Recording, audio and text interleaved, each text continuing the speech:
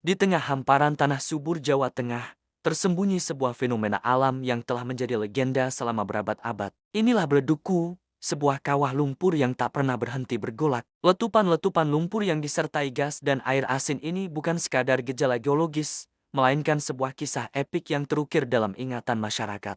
Legenda bermula dari kisah seorang pangeran sakti bernama Joko Linglung. Ia bukanlah pangeran biasa, melainkan seorang pemuda yang dikutuk menjadi ular naga raksasa. Untuk kembali ke wujud manusianya, ia diberi tugas berat oleh sang ayah, Prabu Ajisaka, penguasa kerajaan Medang Kamulan. Tugasnya adalah mengalahkan Prabu Dewata Cengkar, raja raksasa pemakan manusia yang bersemayam di Laut Selatan. Dengan kesaktiannya, Joko Linglung menempuh perjalanan panjang, menyusuri perut bumi dari Laut Selatan. Perjalanannya ini menciptakan sebuah terowongan bawah tanah yang membentang ratusan kilometer. Setelah pertarungan sengit di dasar samudra, Joko Linglung berhasil menaklukkan Prabu Dewata Cengkar. Kemenangan ini memberinya hak untuk kembali ke Medang Kamulan dan menemui ayahnya. Ia melanjutkan perjalanannya kembali melalui terowongan yang sama. Dalam perjalanannya, ia sempat beristirahat di beberapa desa. Salah satunya adalah Desa Jono, yang kini dikenal sebagai tempat munculnya mata air hangat berkat jejak istirahat sang naga. Saat hampir tiba di tujuannya,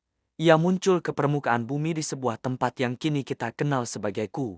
Kemunculan naga raksasa dari dalam tanah inilah yang menciptakan sebuah lubang besar. Tanah di sekitarnya bergetar hebat, dan lumpur pun meletup-letup tanpa henti. Masyarakat yang menyaksikannya berteriak ketakutan, "Beledung, beledung." Kata beledu dalam bahasa Jawa berarti ledakan atau letupan. Sementara ku diambil dari kata kuung atau lubang. Sejak saat itulah, tempat ini dinamai Beleduku. Namun, kisah tak berhenti di sana. Bersama Joko Linglung, muncul juga seekor ular betina yang setia mengikutinya, bernama Endang Setiwati. Konon, ia adalah putri dari kerajaan siluman buaya yang jatuh hati pada Joko Linglung. Kemunculan mereka berdua ditandai dengan dua letupan utama di Beleduku, yang hingga kini dipercaya sebagai perwujudan Joko Linglung dan Endang Setiwati. Letupan yang lebih besar adalah Joko Linglung, dan yang lebih kecil di sebelahnya adalah sang ular betina. Hingga hari ini, Beleduku terus bergolak. Letupan lumpur asinnya menjadi sumber penghidupan bagi masyarakat sekitar yang mengolahnya menjadi garam. Setiap letupan seolah membisikkan kembali kisah kepahlawanan,